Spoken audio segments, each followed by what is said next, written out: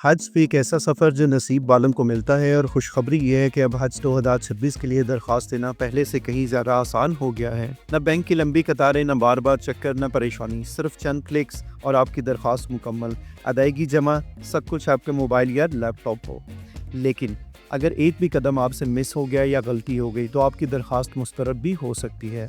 इसके आज की वीडियो में हम स्टेप बाय स्टेप पूरा तरीका सिखाएंगे ताकि आप घर बैठे आराम से बगैर किसी दिक्कत के अपनी दरख्वास्त मुकम्मल कर सकें और अदायगी भी कर सकें। तो वीडियो को आखिर तक देखिएगा क्योंकि एक भी कदम मिस करना महंगा पड़ सकता है। अस्सलाम वालेकुम, this is Anees and you are watching my channel. अगर आप खुद हज पर जाने का इरादा रखते हैं या आपके अजीज रिश्तेदार दोस्त इस नीयत में हैं तो ये वीडियो हम सबके लिए एक मुकम्मल गाइड है। आज हम सिर्फ फॉर्म भरना नहीं सिखाएंगे बल्कि आपको ये भी बताएंगे कि किस तरह अदायगी को भी ऑनलाइन जमा करवाया जा सकता है और वो भी बगैर किसी लाइन या इंतजार के। ये सहूलत अब सिर्फ पाकिस्तान में नहीं बल्कि ओवरसीज पाकिस्तानियों के लिए भी दस्तयाब है, यानी दुनिया के किसी भी कोने से आप ये अमल मुकम्मल कर सकते हैं। इससे पहली वीडियो में हमने आपको मोबाइल ऐप के थ्रू रजिस्ट्रेशन का तरीका बताया था, लेकिन इस पर काफी सारे लोगों ने कमेंट किया कि ये थोड़ा मुश्किल है, तो आपको आसान तरीका लैपटॉप की स्क्रीन के ऊपर बता देते हैं। वेबसाइट के थ्रू आप इसे मोबाइल पे भी ओपन कर सकते हैं और अपने कंप्यूटर स्क्रीन के ऊपर भी। तो चलते हैं कंप्यूटर स्क्रीन की तरफ और मुकम्मल तरीका समझते हैं। सबसे पहले आपने इस वेबसाइट को ओपन करना है applyonline.hajinfo.org। जैसे ही आप इस वेबसाइट को ओपन करेंगे आपके सामने कुछ इंस्ट्रक्शंस आ जाएंगी, इसको आप पढ़ लीजिएगा। इस पर वही डिटेल्स हैं जो मैंने आपको पहले बताई हैं कि आप अपनी एप्लीकेशन का प्रोसेस मुकम्मल करें, PSID जनरेट करें और अपनी पेमेंट ऐड करें। और इसके अंदर जो टाइमलाइन है वो 10 अगस्त रात 11:59 तक का वक्त है। तो इससे पहले आपने अपनी PSID के थ्रू अदायगी मुकम्मल करनी है। यही इन्फॉर्मेशन यहाँ पे उर्दू में भी मौजूद है और यहाँ पे बताया गया कि अगर हज स्कीम का कोटा दस्तयाब हुआ तो वो तमाम अफराद जो पहले रजिस्टर्ड नहीं करवा सके 11 अगस्त से वो भी दरख्वास्त देने के अहल होंगे। और अहम बात यह है कि अगर आप एक बार ऑनलाइन दरख्वास्त जमा करवाते हैं तो फिर बैंक के ज़रिए आप दरख्वास्त देने के अहल नहीं रहेंगे। ठीक है जी, इसको हम यहाँ से बंद कर देंगे। इसके बाद आपने इसको लॉगिन कर लेना है। ये वही इंटरफेस है जहाँ पे आपने अपनी हज की ऑनलाइन रजिस्ट्रेशन करवाई थी, तो उस वक्त आपने अपना जो लॉगिन ID बनाया था उसके अंदर आपका CNIC और आपका जो पासवर्ड है वो चाहिए होगा। इसको आप लॉगिन कर लेंगे। जैसे ही आप लॉगिन करेंगे आपके सामने इंस्ट्रक्शंस आ जाएंगी। ये वही इंस्ट्रक्शन है जो भी हमने पहले देखी हैं और इसके अंदर डिटेल्स लिखी हुई हैं कि किस तरीके से आप अपनी एप्लीकेशन को जमा करवा सकते हैं। इसके अलावा ये सारे के सारे फॉर्म्स हैं। अगर आपको मिनिस्ट्री की एडवर्टाइजमेंट देखनी है, इंस्ट्रक्शंस पढ़नी है, डेटा कलेक्शन फॉर्म आपको चाहिए। इसके अलावा मेडिकल सर्टिफिकेट आप यहाँ से डाउनलोड कर सकते हैं, इकरारनामा कर सकते हैं, एफिडेविट आपको चाहिए महरम के लिए। अगर आप खातून हैं, फीमेल हैं और बग़ैर महरम के हज करना चाहती हैं तो ये एफिडेविट आपको फिल करना होगा। इसके अलावा आपको अपनी फैमिली ग्रुप का एफिडेविट देना है कि अगर आप 6 लोग हैं, 10 लोग हैं और आप एक ही कमरे में रहना चाहते हैं, मतलब आप कंबाइन रहना चाहते हैं, तो उसके लिए आपको एफिडेविट देना होगा कि आप जो साथ रहेंगे वो सब महरम होंगे। यहाँ से आपने एप्लीकेशन माई एप्लीकेशन पे क्लिक करना है। ये आपके सामने हलफनामा है, इसको आप पढ़ लीजिएगा क्योंकि ये हलफनामा ज़रूरी है। इसको पढ़ लीजिएगा और इसमें भी कुछ डिटेल्स लिखी हैं कि आपका जो मेडिकल ऑफिसर है वो हाजी कैंप में आपका मुआयना करेगा। और इसके अलावा फैमिली के अलग कमरे की सहूलत सिर्फ मक्का में होगी। मदीना में तमाम हुजाज को शेयरिंग की बुनियाद पर कमरे दिए जाएंगे। यहाँ से आप ऐड न्यू एप्लीकेशन पे क्लिक करेंगे। अब यहाँ पे ग्रुप समरी आ रही है, एक और टोटल। सबसे पहले यहाँ पे आपको ग्रुप लीडर की इंफॉर्मेशन ऐड करनी है, तो आपने अपने ग्रुप के अंदर जिसका ग्रुप लीडर बनाना है उसका यहाँ पे CNIC एंटर करेंगे। हज एप्लीकेशन नंबर आपका पहले से आ रहा है क्योंकि आप ऑनलाइन रजिस्ट्रेशन करवा चुके होंगे। इसके बाद आपने अपने ग्रुप की इंफॉर्मेशन बतानी है। सबसे पहले आपने बताना है कि किस एयरपोर्ट से आप ट्रैवल करना चाहते हैं, तो ये सारी लिस्ट है, फैसलाबाद, इस्लामाबाद, कराची, लाहौर, इस्लामाबाद, मुल्तान, सक्कर, सियालकोट। तो जिस एयरपोर्ट से आप ट्रैवल करना चाहते हैं यानी पॉइंट ऑफ डिपार्चर, तो यहाँ से आप वो सिलेक्ट कर लीजिएगा। जैसे कि आप फैसलाबाद सेलेक्ट करते हैं। उसके बाद आपका ग्रुप का साइज़ बताएंगे। आपका 1 का ग्रुप है, 2 का है और अप टू 10 तक आप एक ग्रुप में लग सकते हैं। अगर आपका ग्रुप ऐसा है कि जिसमें सिर्फ और सिर्फ ख़वातीन शामिल हैं तो फिर आप इसको येस करेंगे। अगर आप मर्द और ख़वातीन दोनों हैं, मतलब फैमिली मेम्बर्स हैं, तो नो करेंगे। उसके बाद यहाँ से आप बता देंगे कि अगर आपको शिया पिलग्रिम ओनली है, अगर आप शिया कम्युनिटी से यानी फ़िका जाफरिया से ताल्लुक़ रखते हैं तो आप इसको येस कर दें, वरना इसको नो कर दें। हज कैटेगरी यहाँ पे रेगुलर होगी क्योंकि आप सरकारी हज स्कीम में जा रहे हैं। उसके बाद हज पैकेज की बात करेंगे। 2 पैकेज हैं, एक लॉन्ग पैकेज है 38 to 42 डेज़ का और एक शॉर्ट पैकेज है। तो जो पैकेज आप लेना चाहें वो आप यहाँ से ले सकते हैं। इसके बाद ये बेडरूम है फॉर मक्का ओनली कि अगर आप 4 से 6 फैमिली मेम्बर हैं तो आप इस पर क्लिक करेंगे ताकि आपको वो रूम एलोकेट किया जाए। अगर आप 2 लोग हैं और आप 2 बेडरूम लेना चाहते हैं तो आप इस पर क्लिक करेंगे। इसी तरीके से अगर आप 3 लोग हैं और 3 बेडरूम लेना चाहते हैं तो वो करेंगे। अगर नहीं तो फिर आप शेयरिंग पर क्लिक करेंगे तो फिर आपको नॉर्मल मेल अलग और फीमेल अलग हजरात को अलग अकोमोडेट किया जाएगा और ख़वातीन को अलग किया जाएगा, वो यहाँ से आ जाएगा। उसके बाद आप यहाँ पे मैं आपको बता दूँगा, अगर आप 2 बेडरूम पे अप्लाई करते हैं तो 2 लाख रुपये पर पर्सन आपको ज़्यादा पे करना पड़ेगा और इसी तरह से 3 बेडरूम के लिए भी आपको इजाफी पे करना पड़ेगा। आज एप्लीकेशन की अगर हम बात करें तो सर नेम आपने एज़ पर पासपोर्ट लिखना है, गिवन नेम और फिर फादर या हस्बैंड का नेम।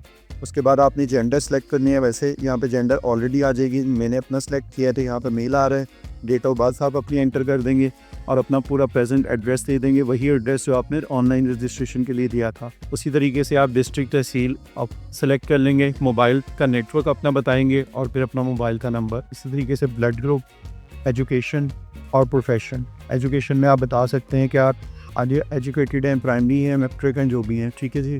प्रोफेशन के अंदर आप बता दें कि आप बिज़नेस हैं, प्रोफेशनल हैं, ऑफिसर हैं या आप एम्प्लॉय नहीं हैं या आप अपना बिज़नेस करते हैं, ठीक है।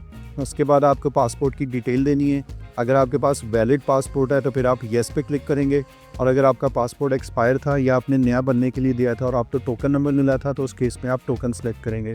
जैसे अगर आप येस करेंगे तो टोकन डिसेबल हो जाएगा और सिर्फ पासपोर्ट का number date of issuance expiry आएगी, लेकिन अगर आप टोकन पे क्लिक करेंगे तो फिर यहाँ पे सिर्फ टोकन का नंबर देना है। अगर आप इससे पहले हज कर चुके हैं तो येस करेंगे, वरना इसे नो करेंगे।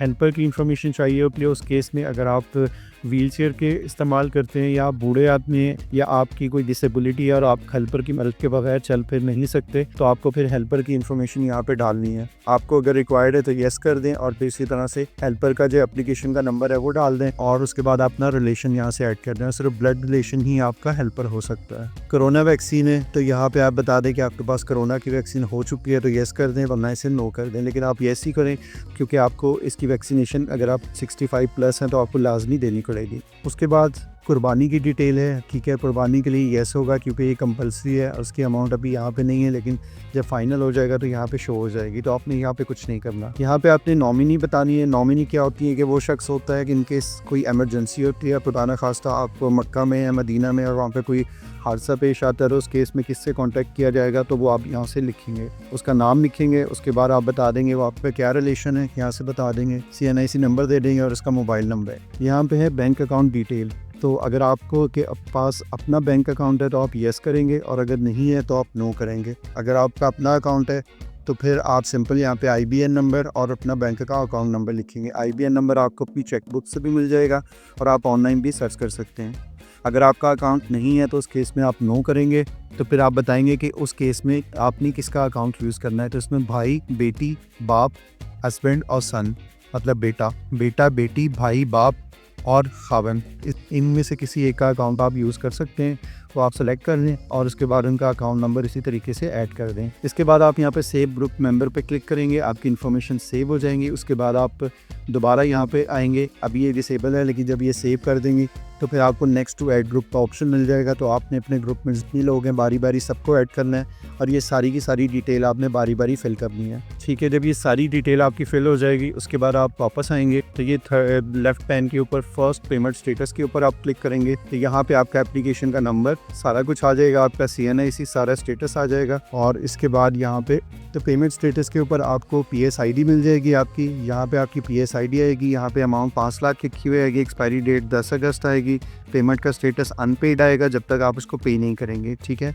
और यहाँ पे आपकी सारी डिटेल्स होगी, आप उसको वेरीफाई कर लें। PSID को आपको चेक कर लीजिएगा। जैसे ये जो भी PSID होगी 17 इंच की होगी, इसे आप कॉपी करके अपने पास रख लें। और अमाउंट यहाँ पे 5 लाख की बाय डिफ़ॉल्ट होगी। अगर आपने शॉर्ट मैच सेलेक्ट किया होगा तो उस केस में आपके पास 5.5 लाख होगी। अब ये डिटेल्स हैं कि आप अपना जो PSID है उसको कहाँ पे कर सकते हैं। तो इसमें आप मोबाइल बैंकिंग के थ्रू इसको यूज़ कर सकते हैं, इंटरनेट बैंकिंग इस्तेमाल कर सकते हैं, ATM के थ्रू पे कर सकते हैं अगर आपका अपना बैंक अकाउंट है। इसके अलावा आप बैंक वाउचर, OTC यानी किसी भी रिटेलर के पास जाके आप ऐड कर सकते हैं। टेलको एजेंट नेटवर्क है, ठीक है। ये भी OTC ओवर द काउंटर होता है। तो ये आप किसी भी बैंक से या किसी भी बैंक ब्रांच पे जा सकते हैं। और इसी तरीके से टेलको एजेंट नेटवर्क का मतलब ये है कि आप अपने किसी भी रिटेलर के पास जाके इजी पैसा, जायज़ कैश भी इस्तेमाल कर सकते हैं। मोबाइल वॉलेट्स के अंदर आपके सारे इजी पैसा, जायज़ कैश, सादा पे ये सब आ जाते हैं। मोबाइल पेमेंट्स आप कर सकते हैं। ब्रांचलेस बैंकिंग को भी आप इस्तेमाल कर सकते हैं। तो ये सारी डिटेल उर्दू और इंग्लिश में लिखी हुई है। ये तरीका लिखा हुआ है कि किस तरीके से आप अपने मोबाइल इंटरनेट बैंकिंग में लॉगिन करेंगे, अदायगी पे जाएंगे, आई बिल सेलेक्ट करेंगे, इनवॉइस